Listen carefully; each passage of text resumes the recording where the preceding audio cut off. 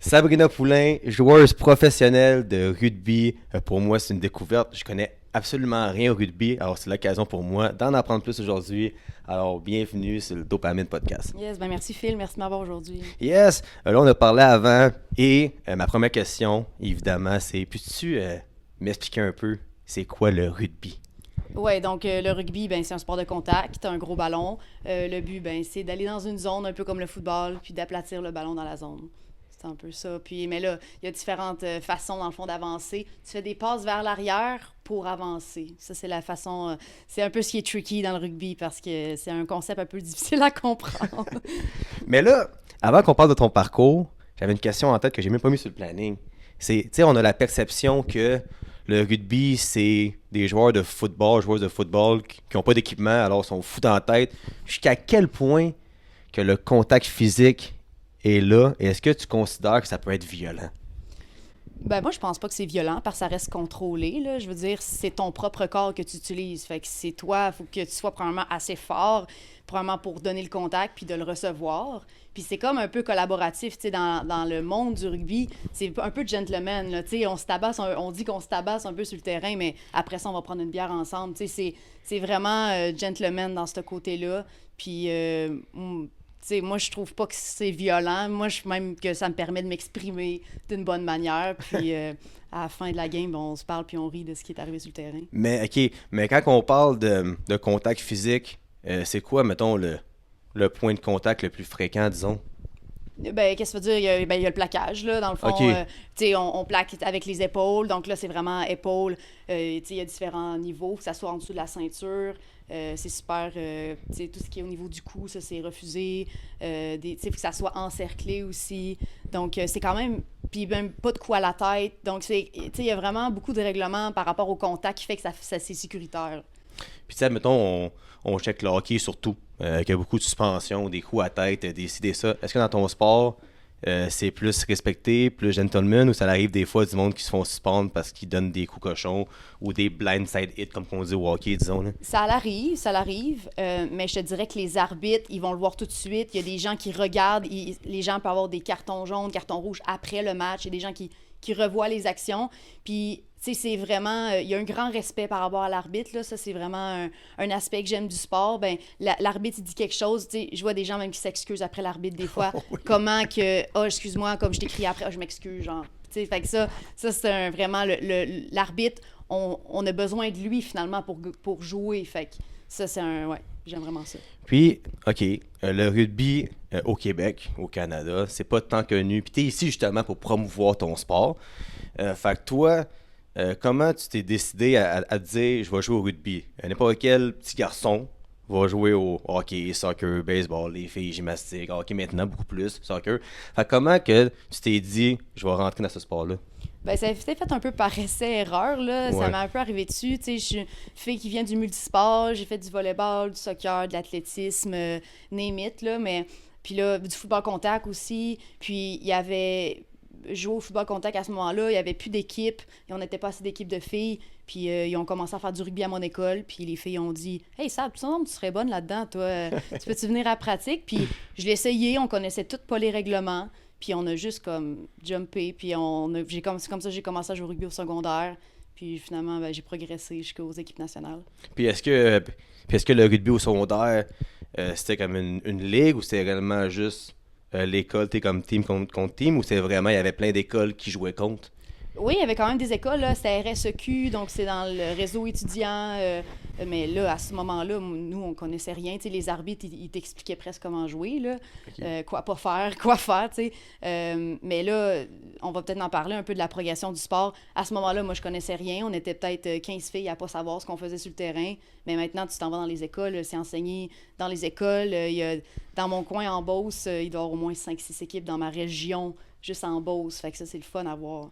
OK, fait que là, toi, tu commences ça. Puis là, j'imagine que tu devais te surpasser pour finir où t'es rendu maintenant. Alors, comment que tu as su que t'étais réellement bonne? Puis ça t'a-tu pris du temps, mettons, comprendre? Puis dès que t'as compris, qu'est-ce qui t'arrivait après? Ben, j'ai toujours eu un peu cette intensité-là, dans les contacts, un peu intense, jouer au basketball, je prenais des pénalités, tu sais. Fait que, veux pas, quand tu t'amènes dans un rugby où que c'est encouragé, le fait de courir, dépasser tout le monde, plaquer, faire des gros hits, tout ça, ben oui, c'est sûr, j'avais des habiletés dans ça, puis j'aimais ça, puis c'est comme ça que j'ai commencé. Puis, mais au début, je pense pas que je le savais, mon potentiel. Parce que je me disais, ah, tu sais, je vais peut-être arrêter de jouer à l'université. Ou, tu sais, je pensais même pas me rendre à l'université, en fait. Puis les coachs, ils me disaient, ben, Sab, tu peux peut-être continuer à l'université si ça te tente, tu sais. Parce que moi, je jouais au volleyball à ce moment-là, je faisais les deux, volleyball et rugby. Puis là, j'étais comme, bon, qu'est-ce que je fais? Volleyball, c'est sûr, moi, j'avais pas la grandeur, on se dit bien. Mais c'est ça que je me disais, hey, dans le rugby, on dirait que ta shape, elle a pas tant une grosse importance. Parce que tout le monde a un peu son rôle à jouer dans l'équipe de rugby. Tu as des grandes filles qui sont costaudes, qui vont faire des. Tu sais, qui vont avancer. Il y a des filles comme moi, un peu plus évasives, rapides, fait qu'ils font un peu de toutes les skills pour jouer dans le sport. Puis je me suis dit, bon, mais je vais essayer de jouer le plus haut niveau possible. Puis ça a été un peu ça mon attitude là, à travers les années. Là, je voulais jouer contre les meilleurs puis gagner contre eux autres. Mais là, pour revenir au parcours scolaire, fait que là, t'es rentré au cégep, tu joues au rugby. Ouais, Puis puis quand t'as volleyball. fini le cégep, t'es-tu allé à l'université, dans une université pour jouer au rugby en même temps qu'à faire ton cours, évidemment, ou t'es rentré dans cette école-là puis il y avait du rugby, ou t'as choisi Euh, à cause qu'il y avait ce sport-là? Oui, mais beaucoup par rapport aussi à ma carrière, parce que je sais que le rugby, c'était pas une carrière. Ben, dans ma tête, tu sais, j'avais pas. À ce moment-là, je me disais pas, je vais être joueuse professionnelle, tu sais. Moi, je me disais, bon, le rugby, j'aime ça, jouer. Donc, il y a du rugby où est-ce que je suis allée à l'Université de Sherbrooke, puis l'Université de Montréal. Puis à Sherbrooke, il y avait du rugby. Mais c'était pas l'équipe la plus forte, là. On a pas mal perdu de match, là, je te dirais. Mais je savais que je pouvais jouer là. Puis il y avait un très bon programme dans quoi j'ai étudié en éducation physique. Donc c'est un peu un mélange de programmes qui m'intéressait beaucoup. Puis ben, aussi, je pourrais jouer au rugby en même temps, donc pourquoi pas. Ce podcast est commandité par Shop Santé, meilleure chaîne de magasins de suppléments au Québec. Alors, si tu as besoin de protéines, créatine, pré-workout, n'importe quel supplément, la place où aller, c'est Shop Santé. Alors, si tu veux un petit rabais de 10%, rentre le code dopamine avec 2i sur le magasin en ligne ou rends-toi tout simplement au comptoir, tu dis dopamine et ils vont vous donner le rabais. Alors, tu sais quoi faire? De retour sur le podcast. Mais là, t'es à l'université, puis comme je te dis, je connais absolument rien par rapport à ça. T'attends un joueur de hockey, il va se surpasser avec sa défensive, c'est un scoreur, c'est un joueur physique. Mais comment t'as réussi à te surpasser pour te faire voir pour une équipe canadienne? Bon, ben, mon Dieu, ben, ça a pris du temps, là, je veux dire. Je pense que j'avais quand même une bonne rapidité sur le terrain. J'avais une bonne combativité. J'étais ouais, très compétitive. Puis, tu sais, je veux dire, j'étais pas la plus grande, j'étais pas la plus grosse, mais quand j'étais sur le terrain, comme il fallait me watcher. Alors, c'est ça que les autres équipes m'ont dit. Faut watcher Sab, là. Quand il est sur le terrain, il faut la watcher. Mais c'est ça, j'ai juste comme. Je me suis donné les meilleures opportunités. Je voulais juste continuer à jouer au rugby. Fait que je jouais à l'université, puis j'ai commencé à faire les équipes du Québec. Donc là, en fond, c'est les meilleurs joueurs de la province. Puis j'ai fait ça pendant 1, 2, 3, 4, 5 ans minimum. Je faisais du rugby à 7 puis du rugby à 15 en même temps dans les équipes provinciales. Puis à un moment donné, ben, quand tu deviens dans les meilleurs de ta province, quand tu ressors avec tes stats, avec, tu sais, quand les coachs aussi ils viennent te voir, à un moment donné, il y a comme des recruteurs, disons-le comme ça, puis que tu fais un peu tourner l'œil, ben, à un moment donné, ben, tu te fais inviter à d'autres camps. Donc, ça t'ouvre des opportunités vers d'autres camps, puis c'est là que j'ai cogné dans le coin national, là. Mais là, puis tu sais, quand j'en passe ça à mes invités qui font du sport ici, tu sais, t'es la meilleure de ton niveau. Fait que là, toutes les meilleures arrivent en même Ouais. temps dans un camp d'entraînement qui est, j'imagine, le camp canadien. Fait que comment tu t'es senti tant que t'es arrivé là-bas? C'est-tu comme intimidant ou toi tu disais, c'est quoi, j'ai absolument rien à perdre, j'ai une tête dure, je suis fougueuse, puis j'y vais. Fait que comment tu t'es senti quand t'es arrivé dans un gros camp, justement, là? Ben, en fait, tu sais, je l'ai dit un peu au début, moi, je veux jouer contre les meilleurs puis gagner contre eux autres. C'est un peu mon pourquoi. Tu sais, j'en ai beaucoup de pourquoi, mais ça, là, c'est. Fait que là, mettre toutes les meilleurs ensemble, c'est sûr que je veux jouer contre eux autres, là. Moi, je veux me je veux me mettre contre eux autres en one-on-one, puis je veux l'essayer, tu sais. Fait que moi, ça m'a plus motivée. Je fais, hey, là, j'étais avec les meilleurs au Canada, comme, let's go. Puis aussi, tu sais, moi, ce qui m'a le plus stressé, c'est même pas le rugby, c'est que je parlais pas anglais à ce moment-là. Fait que là, ramène-moi dans un environnement anglophone, que je comprends pas les drills, puis là, essaye de comme comprendre, puis tu sais, il y avait pas tant de franco à ce moment-là. C'est plus ça qui m'a stressé, la langue au début, puis il a fallu que je me remonte les manches pour comprendre, puis finir bilingue. Ben là, tu peux parler de ça avant que tu aies parlé de ça, justement. C'est quoi la barrière linguistique? Fait, comment ça s'est passé d'être une Québécoise dans un Team Canada? Parce qu'on s'entend, là, puis j'ai pas peur d'en parler. Le Team Canada junior au hockey, t'as pas beaucoup de Québécois. Même, je pense qu'il y avait 0 Québécois, sauf Motambo, dans le 4 Nations, tu sais. Fait que c'est quand même difficile, je sais pas pour quelle raison, pour un Québécois, une Québécoise, de personne à l'alignement canadien. Fait que comment tu t'es senti par rapport à ça? Puis qu'est-ce que tu peux nous dire par rapport à ça, dans le fond? Ben, je te dirais que là, on est déjà une dizaine, presque une quinzaine de Oh, Québécois ouais, c'est fou, dans ça. l'équipe nationale à 15. À 7, on est peut-être 2, 3 max. Mais oui, c'est ça. C'est tous des obstacles que les gens, les Anglos, ils s'en rendent pas compte, là. Nous, on a la barrière de la langue. On a plein d'insides, on a de la musique qui est différente. On a des façons de jouer qui sont différentes. Tu sais, on n'a pas les mêmes contacts. On dirait qu'on se sentait un peu comme retiré. Puis là, on rentre dans cette gang-là, puis on dirait qu'ils nous prennent presque comme si on faisait pas partie de la gang. Mais il faut comme leur prouver. On a comme des doubles standards, je trouve. C'est quand même spécial que quand t'es Québécois, on dirait que faut que tu te prouves aux Canadiens. C'est bizarre comme concept, comme si on était moins bon qu'eux. C'est spécial un Ouais. peu. Mais là, maintenant, on dirait qu'avec plus qu'on a de nombre, là, tout d'un coup, ils veulent apprendre le français. Ils veulent, tu sais, on veut apprendre votre musique, tu sais. On dirait que là, maintenant, c'est rendu le contraire. Donc, je pense que ça change, là. Puis, mais non, moi, j'étais juste contente d'être dans le camp, puis tu sais, d'avoir des opportunités. Je viens quand même de la Beauce, puis, tu sais, j'ai pas super gros voyagé quand j'étais jeune, mais là, boum, tu sais, mon premier camp avec le 7, c'était genre au Japon, là. Je suis jamais allée là de ma vie, là, tu sais. Fait que c'est quand même, eux sont comme tout habitués, puis moi, je suis le même, waouh, tu sais, waouh, je suis sortie de Saint-Georges-de-Beauce, tu sais. Mais tu sais aussi, c'est peut-être une question de culture aussi. Tu sais, des fois, on peut blâmer la personne, mais si ses parents et ses grands-parents leur parlent du Québec de même, peut-être qu'eux le voyaient de même, puis là, à la longue, ils réalisent qu'on est comme eux. Fait que, tu sais, des fois, c'est une question juste de culture puis d'avancement dans la vie, puis finalement, ça retourne de bord. Fait que là, c'était quoi ta première compétition avec Team Canada? Ben là, dans le fond, bon, je fait université, après ça, les équipes du Québec. Là, probablement ma première opportunité, c'est qu'on m'appelle au téléphone, je suis en train de conduire, puis ils me disent « Hey Sab, ça te tente-tu? T'as un camp dans 2 semaines, on t'amène au Japon. » Puis là, c'est un camp un peu de sélection, il va y avoir des équipes développement, Australie, il va y avoir États-Unis, comme toutes les équipes nationales développement. Puis là, je fais « Ben oui, tu sais, yes, là, t'es comme OK, j'arrive, là, puis... C'est tellement drôle, comme les autres filles, comme on s'entraînait, puis les autres filles disent « Hey, ça, fort, tu commences à t'entraîner. » Puis là, j'étais comme « Ben non, mais tu comprends pas, ça fait des années que je m'entraîne, comme ça change rien, je suis exactement le même processus. Ouais. » T'sais, fait que c'est ça. Fait que je m'en vais dans ce tournoi-là, puis quand même intimidée, mais tu sais, je me dis, je vais avec la vibe, puis ça, puis c'est le fun, voyager, puis tout ça là-bas.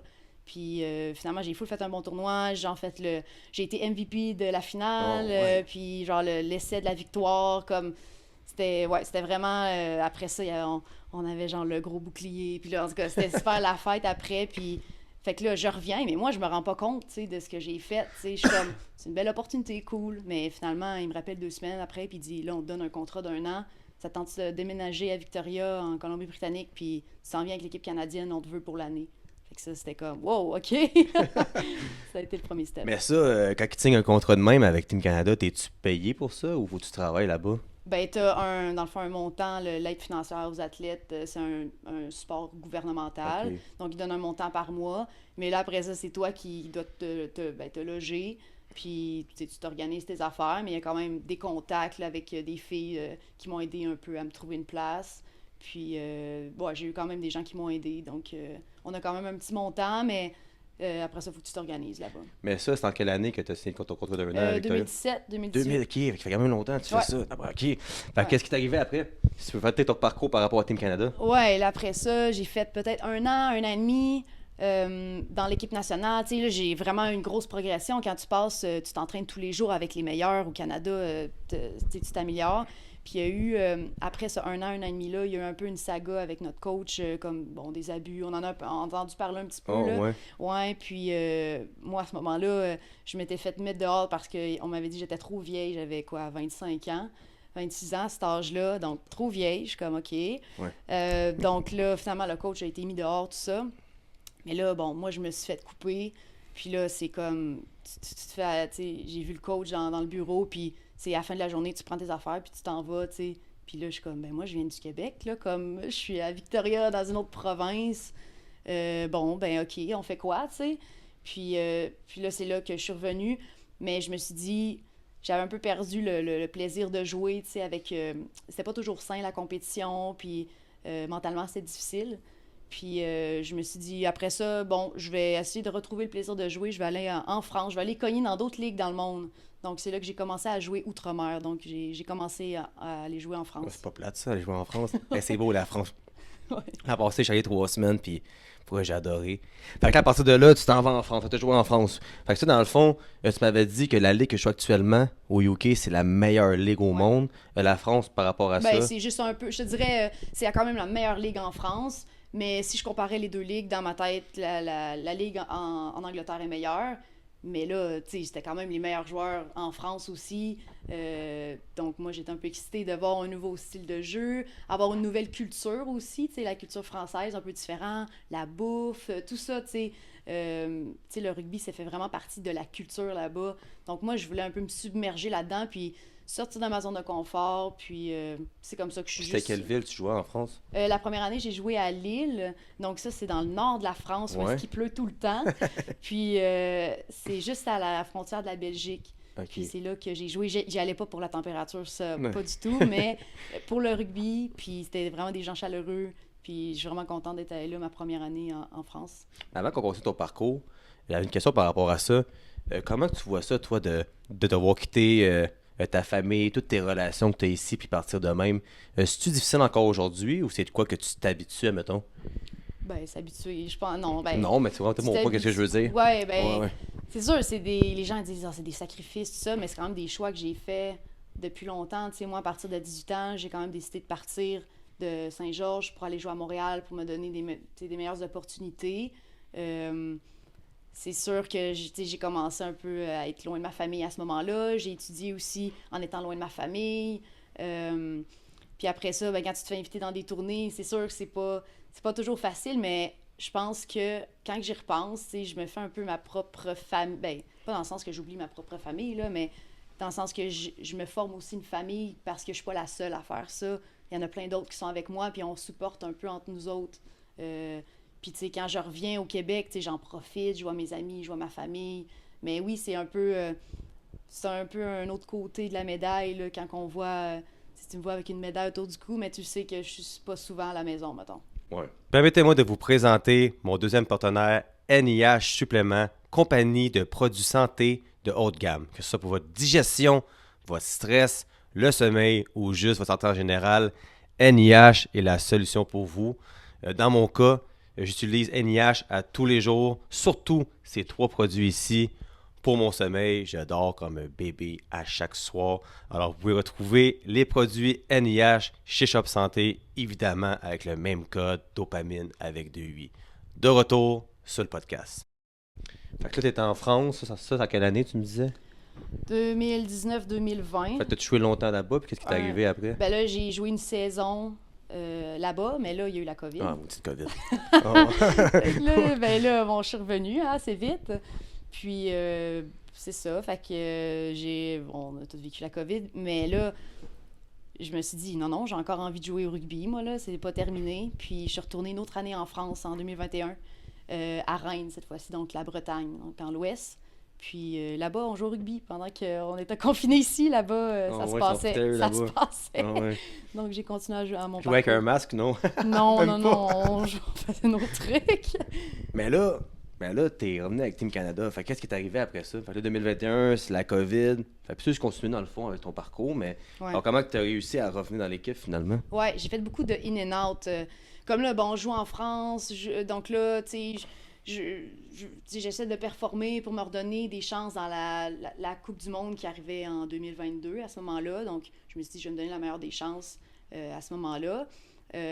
Après ça, je suis revenue. Puis là, je me suis rendu compte que les hivers au Québec, là, je déprime. J'aime pas les c'est hivers. pourri, pour J'aime vrai. pas les hivers au Québec. Puis il y a des gens qui vont peut-être pas m'aimer, là, mais j'aime ça jouer au rugby, moi. Puis l'hiver au Québec, on peut pas, ou à part à l'intérieur, dans des dômes, mais... donc l'hiver, tu sais, Val, ma copine était comme, tu sais, Sab, je le vois bien là, que t'es pas heureuse, là, tu sais. Puis elle dit, va donc jouer, va jouer dans une autre ligue, va jouer ailleurs. Puis, tu sais, j'avais vécu mon temps en France, tu sais, j'ai vécu la culture, tout ça, puis je voulais voir un autre défi. Puis j'ai approché quelques ligues, puis il y avait une ligue en Espagne, puis c'est pas la plus grosse ligue, là, mais je me suis dit, là-bas, je pourrais aller jouer, avoir du fun. Il fait chaud. Il fait chaud, j'ai dit, je vais aller là. Puis 3-4 mois, puis hey, j'ai eu du fun là-bas, c'était vraiment cool. C'est quelle ville tu jouais en Espagne? Là, je jouais à Eibar, une des plus petites villes, là, comme... Mais autour, tu sais, il y avait San Sebastián, tu sais, il y avait des belles places. On jouait à Barcelone, à Madrid, fait que ça, c'est cool. C'est pas plate. Non, c'est le fun, là. Puis, tu sais, la culture, les tapas, tout ça, tu sais, c'est le fun. La siesta, tu sais, tout expérimenter ça, c'est vraiment différent. Puis là, c'est à ce moment-là, je me suis fait réinviter dans les équipes nationales parce que là, je performais bien dans ces ligues-là. Puis on dit, on va réessayer Sab. Ils prennent des vieilles, finalement. Ouais, c'est ça. Ouais. Mais à ce moment-là, le coach, tu sais, on avait une autre mentalité. Ouais. L'âge avait plus d'impact là, à ce moment-là. Fait que là, actuellement, tu joues au UK, qui est la meilleure ligue au monde. Alors, comment tu as réussi à te rendre jusque-là? Et qu'est-ce qui s'en vient avec Team Canada? Fait que là, ben, c'est ça. Je continue mon histoire là, quand Oui, je suis continue, excuse-moi, continue. d'Espagne. Puis, tu sais, je savais, il y avait la PWR, donc la meilleure ligue en Angleterre. Puis, ça faisait longtemps que je regardais ces ligues-là. Depuis que j'étais en France, comme je voyais comment les athlètes, je voyais que c'était les meilleurs dans le monde. Toutes des joueuses qui jouent dans des équipes canadiennes de partout dans le monde, des équipes nationales de partout dans le monde. Puis, pendant 3 ans, pendant que j'étais là-bas, j'envoyais toujours mon CV sportif, des highlights aux coachs, à tous les coachs de la ligue. Puis j'ai fait ça pendant 3 ans, 3 années. Puis c'est l'an passé que finalement, là, on m'a écrit, puis on m'a appelé, « Hey Sab, on est intéressé à t'avoir. » Puis ça, c'est grâce à ma coéquipière qui était là, parce qu'il y avait des Canadiennes qui jouaient à Exeter, où est-ce que je joue. Puis moi, j'écris mes messages à tous les coachs, je suis intéressée, nanana. Puis là, personne me répond, mais je le prends pas personnel parce que c'est de la business quand même. Puis là, mon amie qui était là-bas, comme, elle savait que moi, je voulais jouer dans cette ligue-là. Puis la coach, à un moment donné, a dit à cette joueuse-là, elle dit, « Tu connais-tu, toi, des joueuses, des ailières, des bonnes ailières, là, qui pourraient être avec nous autres? » Puis là, mon amie a dit, « Ben oui, Sab Poulain, là, tu sais. » Puis là, elle a dit, « Ah oui, je pense qu'elle m'a écrit, je vais y réécrire. » Elle m'a écrit 15 fois. C'est ça, mais genre, il m'avait oublié, dans le fond, là. Il m'avait carrément oublié, puis c'est pas grave, là, mais... Comme c'est grâce à ma coéquipière que là, après ça, ils m'ont réécrit. Mais ça a pris 3 ans qu'à chaque année, tu sais, puis, tu sais, parce que ça marchait pas. Il y avait des contrats, des côtés financiers, tout ça, tu sais. Donc, après 3 ans, j'ai réussi à avoir ma shot de rentrer dans cette ligue-là. Là. Ben là, la question, est-ce que tu peux vivre de jouer au rugby là-bas? Ben, je te dirais que le sport professionnel féminin, on sait que c'est pas aussi développé que masculin, là, on le voit. C'est sûr que... Tu sais, quand tu rentres quand même dans cette machine-là, tu sais, ils vont te loger, ils vont te le nourrir, tu sais, ils vont t'offrir quand même beaucoup de trucs avec un petit montant de côté. Tu sais, c'est pas vivre de ça. Tu peux quand même vivre, mais c'est pas quelque chose à long terme que tu fais de l'argent à côté. Tu sais, puis c'est pas comme... Ben oui, moi, de toute façon, c'est pas pour ça que j'y allais. Je voulais pas faire de l'argent parce que, tu sais, faire de l'argent dans le rugby, c'est pas toujours facile, à part si tu vas jouer au Japon ou des trucs comme ça. Mais je voulais jouer avec les meilleurs, puis ça, c'était vraiment la meilleure ligue. Puis je me disais, bon, avec ce qu'ils m'offrent, c'est assez pour moi, c'est correct. Puis, mais bon, j'espère toujours que ça soit meilleur. Ouais. J'espère que dans les prochaines années, ça va être de mieux en mieux. Mais c'était correct pour moi, là. La bonne nouvelle, c'est que dans tous les sports, ça doit aussi, tu regardes au basketball, avec son nom de Caitlin, je sais pas trop son nom de famille. Je sais pas son nom de famille, mais depuis qu'elle est là, les commanditaires commencent à arriver, la nouvelle ligue de hockey, c'est la même chose. Donc, j'imagine qu'avec le temps, puis les réseaux sociaux, puis tout ce qui se donne, ça va grossir de plus en plus. Ouais. Mais ça, ta ligue, c'est de quand à quand durant l'année? Ben là, on avait une saison condensée, c'était la dernière année. Fait que c'était comme, mettons, août jusqu'à mars. Mais normalement, une saison, c'est à peu près de août jusqu'à mai. OK. L'année prochaine, ça va être de août jusqu'à mai. Est-ce qu'il y a des pauses ou tu restes là-bas tout le long? Ben, il y a des petites pauses, mais ils t'encouragent pas beaucoup à revenir, mais parce qu'on a quand même des entraînements puis tout Ouais. ça.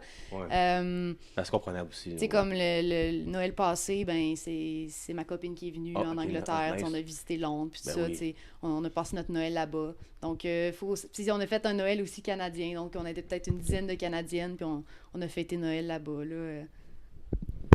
Ouais. Ah, là, j'ai des questions parce que comme j'avais des questions plus en rafale par après. Ouais. Fait que là, pour toi, c'est ça, pour continuer avec Team Canada, qu'est-ce qui s'en vient? Est-ce qu'il y a des championnats du monde bientôt, Coupe du monde? Est-ce que tu aspires encore à faire l'équipe? Qu'est-ce qui arrive avec ça? Ben là, tu sais, je l'ai peut-être pas dit, là, mais tu sais, j'ai beaucoup basculé entre le 7 et le 15. Oui. Je faisais un peu les deux. Tu sais, moi, j'aspirais, tu sais, j'ai quand même compétitionné pour, j'étais réserviste aux derniers Jeux olympiques en 2024. Donc, tu sais, j'étais un peu dans le bassin. Mais là, j'ai pas été sélectionnée. Mais cette année, j'ai été réinvitée dans 3 tournois, donc la moitié de la saison avec l'équipe. Puis on a gagné 3 médailles de bronze. Puis on a gagné le bronze aussi aux mondiaux, qui est comme l'équivalent de la Coupe du monde à 7. Ouais. Fait que, tu sais, je trouve que c'est un peu, tu sais, c'est valorisant de, OK, j'ai peut-être pas fait les Olympiques, mais tu sais, je me fais réinviter encore dans le groupe, on est capable de encore gagner des médailles, tu sais, puis je me sens valorisée, tu sais, par rapport à ma maturité, tu sais, que je sens qui est mise en valeur, tu sais, et non pas, tu sais, c'est pas un frein, le fait d'être plus vieille, mettons. Ouais. Puis pour toi, ça représente quoi de jouer pour Team Canada ou juste de porter les couleurs? Parce que c'est même réserviste aux Olympiques, t'es là pareil. Fait que Ouais. c'est quoi pour toi? Qu'est-ce que ça représente?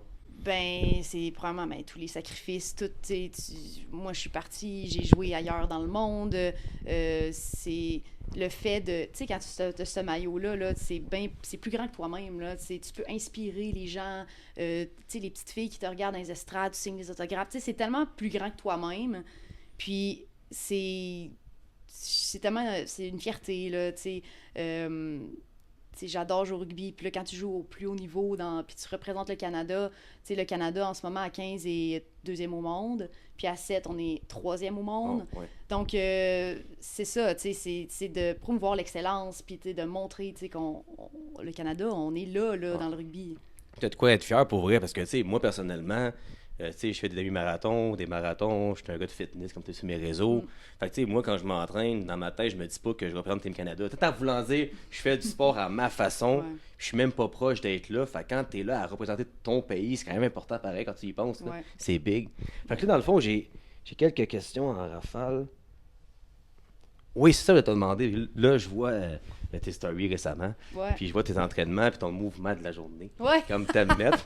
Ouais. Puis j'aime ça regarder ça. Fait que peux-tu juste me dire, tu sais, comme tu dis que à longueur d'année, t'es prête. Ouais. T'es toujours prête, t'es sharp tout le temps. Ouais. Fait que c'est quoi pour toi une semaine d'entraînement?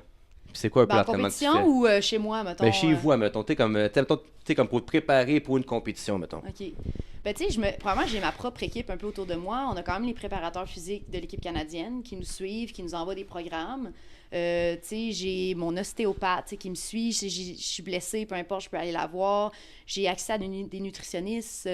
J'ai accès à des préparateurs mentaux. Donc, tout ça, bon, je peux avoir des meetings à un moment donné. Mais côté entraînement, j'ai entre 1 et 3 entraînements par jour environ. Donc, ça peut être musculation, course, conditioning ou pratique.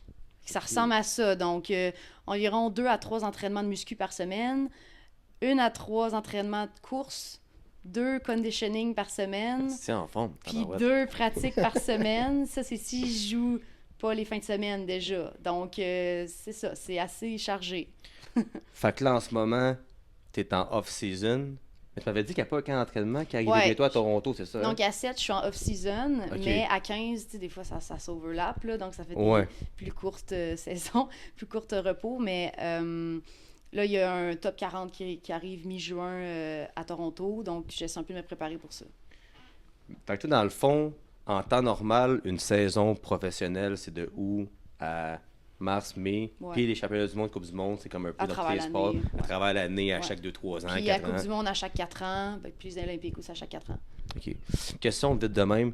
Tu me dis, l'autre fois, quand on se parlait, que tu as visité beaucoup de pays. C'est quoi le plus beau pays que tu as visité, puis la ville que tu as fait, waouh, c'est magnifique ici, ça n'a aucun sens, mettons. Là. Oh my God, c'est une bonne question. On dirait que chaque place... Ou un coup de cœur, disons. Mon Dieu, ben moi, j'ai beaucoup aimé le Japon, là.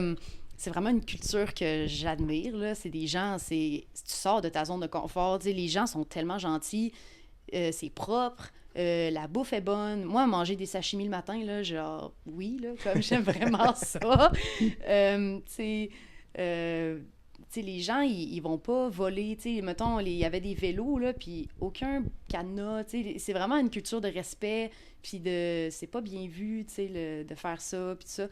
Fait que j'ai aimé ça, au Japon, j'étais allée 2 fois, puis j'y retournerais pour voyager plus, parce que c'est une culture que genre, j'ai bien aimé les gens japonais, là, vraiment gentils. Puis ta pire ville ou le pays que t'es un peu déçu, que t'anticipais de quoi de vraiment nice, puis finalement t'as fait ah, c'est peut-être moins le fun que je pensais, ou plus terme, tu sais, comme une place qui commence finalement.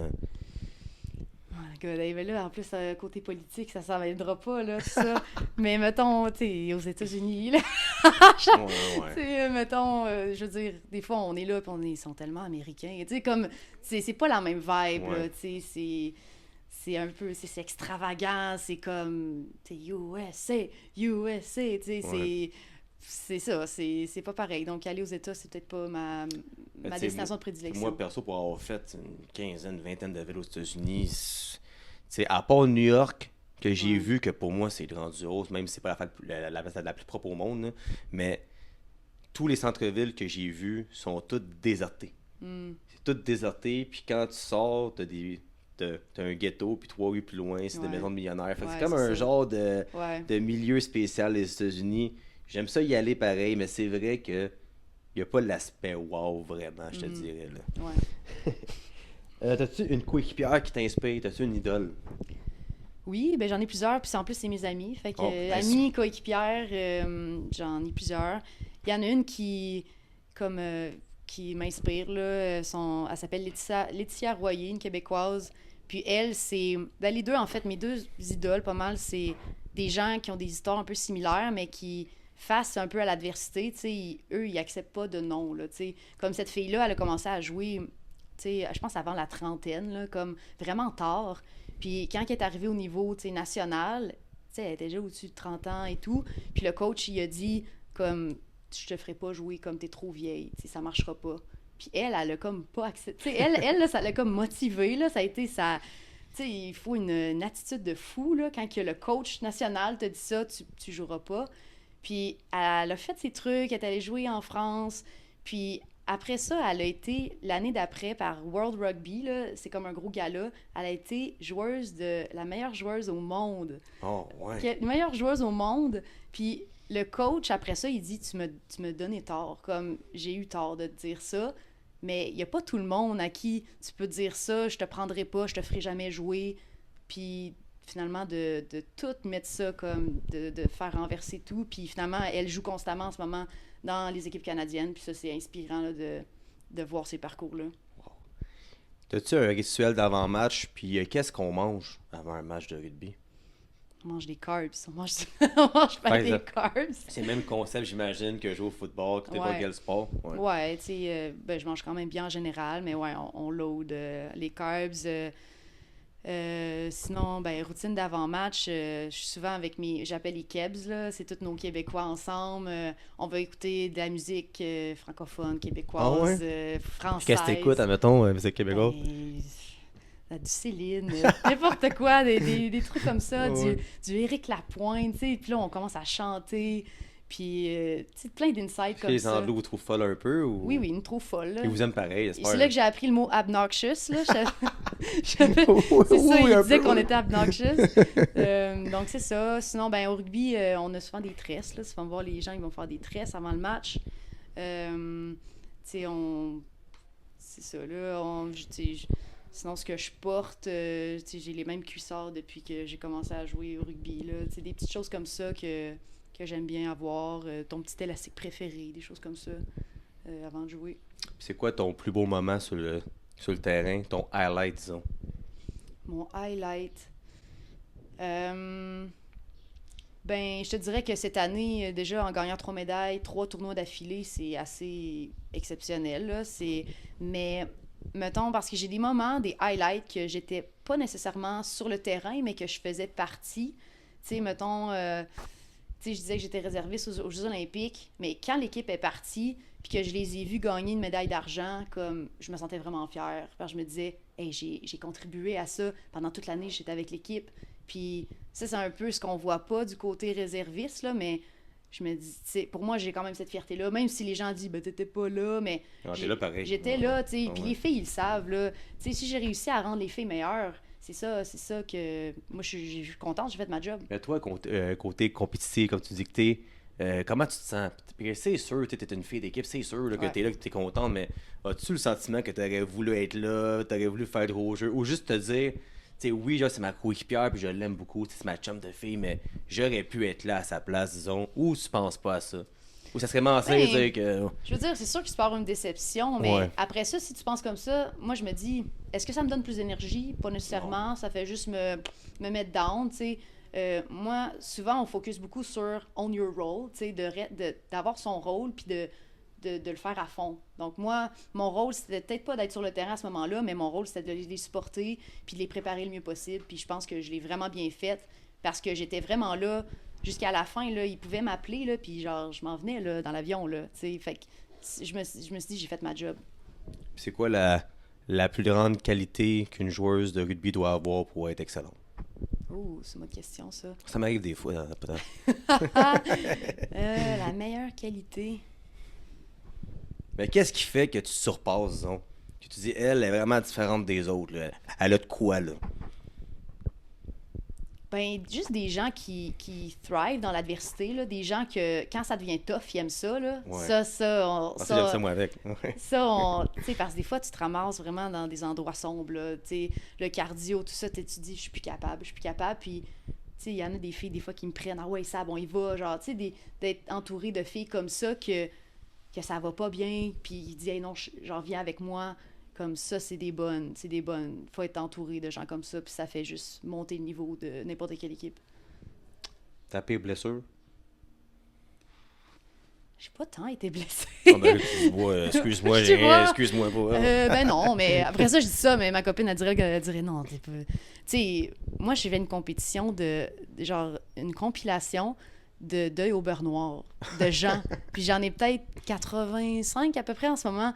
Mais pour moi, ça, c'est des blessures de guerre. Tu sais, moi, j'aime Ouais. ça. Fait que j'ai plein de deuil au beurre noir, de nez cassé, tu sais, je me suis fendu la tête, Ouais, je mais me c'est suis- rien de grave. là, Non, c'est rien de ça. grave. Tu sais, je me suis fendu l'intérieur de la bouche. Tu sais, mais ça, c'est plus des blessures de guerre. Tu sais, ça, j'ai eu des acromios, tu sais, des blessures aux épaules. Mais tu sais, rien qui m'a vraiment gardé loin du jeu, là. Mais est-ce qu'il y a un aubert noir? C'est con à dire, là. Tu sais, là, j'y pense.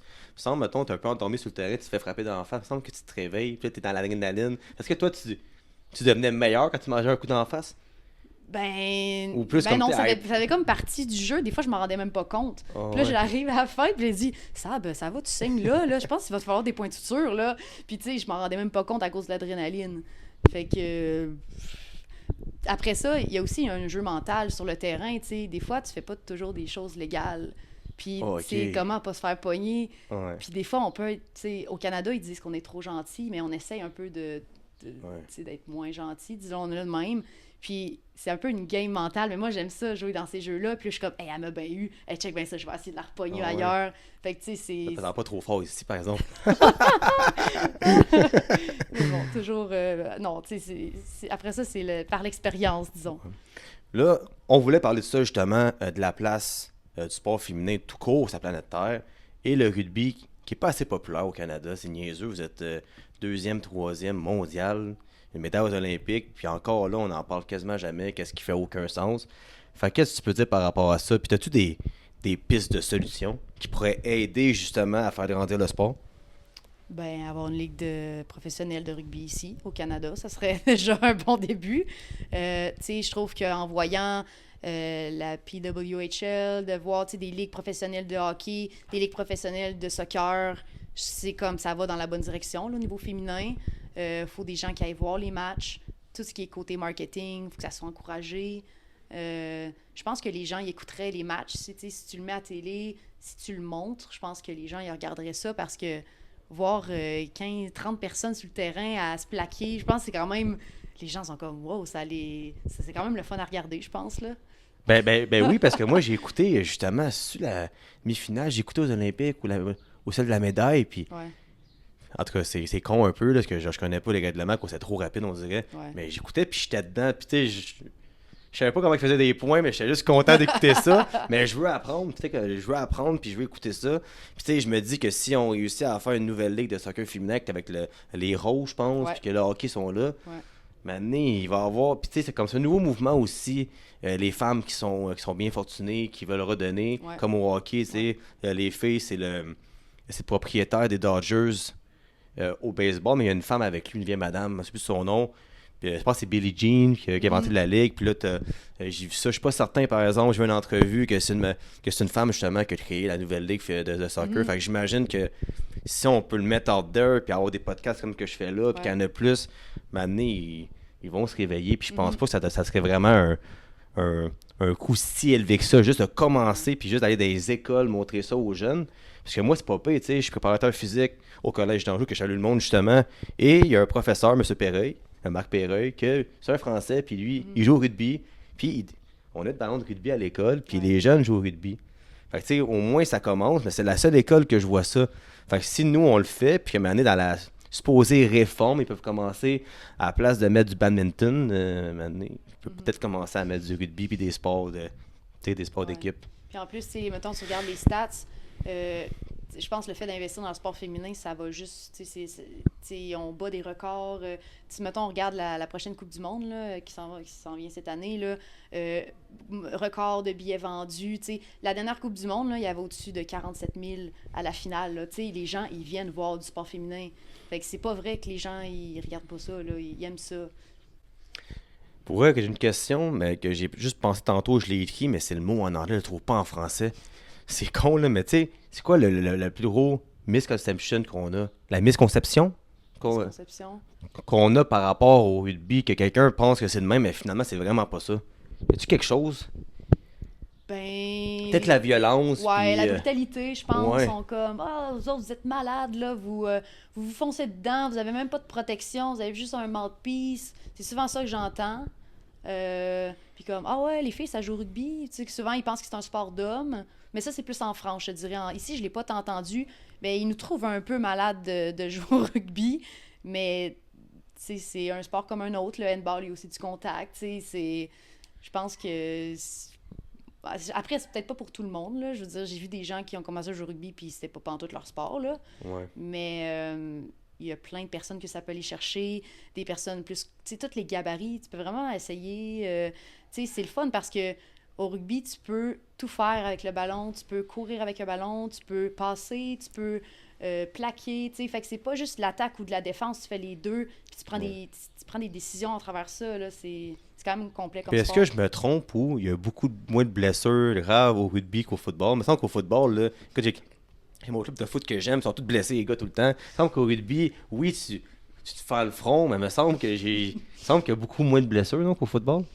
Je sais pas les statistiques, mais aussi, je pense que la manière d'apprendre à plaquer au football change parce que nous, je me rappelle, on demandait aux gens de rugby d'aider les gars de foot à plaquer. Parce qu'avant, je me rappelle, au football, c'était comme casse à casse, c'est bien encouragé. Puis là, maintenant, ils changent, puis ils s'en vont faire la version rugby, là, c'est comme même pied, même épaule. Puis ça fait en sorte que ta tête n'est pas directement... Il n'y a pas de contact avec la tête. Fait que je sais pas s'il y a moins de blessures, mais après, il y a aussi une conscience que c'est ton propre corps aussi. Puis le but, c'est pas de plaquer la personne le plus fort possible parce que le jeu, il continue après. Fait que tu veux pas, même si tu fais le plus gros plaquage au monde, le jeu continue. Fait qu'à un moment donné, quand t'as fait 25 plaquages, à un moment donné, tu peux peut-être pas plaquer aussi fort que si t'en avais juste un à faire. Aussi une question, la différence entre le rugby à 7 et à 15. À 15, on est 15 contre 15. Ouais. Puis... Mais c'est quoi les... OK. Pour vrai, non, genre, je sais. Quelle question stupide de ma part, sans vraiment expliquer. Mais tu sais, qu'est-ce que je veux dire? Parce que pour de vrai, écoute, je suis vraiment nouveau dans le sport. Ouais, okay? Je suis vraiment nouveau dans le sport. Mais l'écouter après, le rugby, je vous le promets pour de vrai. Là, que je me mets là-dessus après. Là. Mais c'est quoi les positions au rugby? Mais en fait, les positions sont les mêmes. C'est juste que ce qui est du gros différent, c'est le nombre de personnes sur le terrain. Donc, à 7, il y a plus d'espace. Puis Puis c'est des personnes avec un, tu sais, côté... ça demande pas les mêmes demandes énergétiques parce que quand tu joues au rugby à 7, c'est 2 demi de 7 minutes. Fait qu'un match, c'est 14 minutes.